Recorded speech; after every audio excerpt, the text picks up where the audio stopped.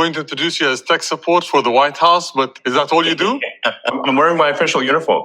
A shocking percentage of the problem, or maybe not shocking for those who know it, but a big percentage of the problem is improving the technology that the government runs on. We really have here rule of the bureaucracy as opposed to rule of the people, democracy.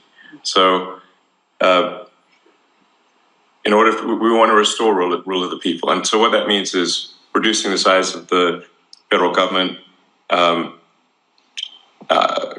basically reducing regulation. First of all, I think we've got quite a lot of support from the American public, and I think from maybe around the world. When the public is polled on sort of improving government efficiency, in fact, it is, I believe, the highest polling single issue, meaning that it is something that appeals to voters of all types. And I think improving government efficiency is like almost 70% support, so quite a lot, basically. There's certain elements of the bureaucracy that are not supportive because we are moving them from the government sector to the private sector.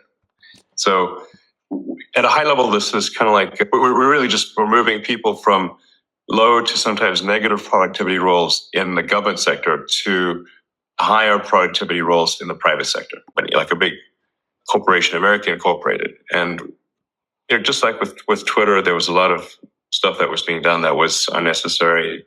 In the case of Twitter, we reduced the staff by 80%, but at the same time improved the functionality and capabilities of the site dramatically and accomplished more in a year than they previously accomplished in 5 years.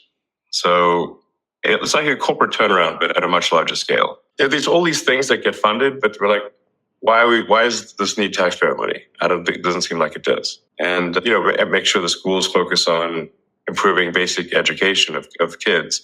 As President Trump said, I think yesterday, or maybe today, the United States is currently ranked 40th out of 40 in the OECD for education, which is pretty bad.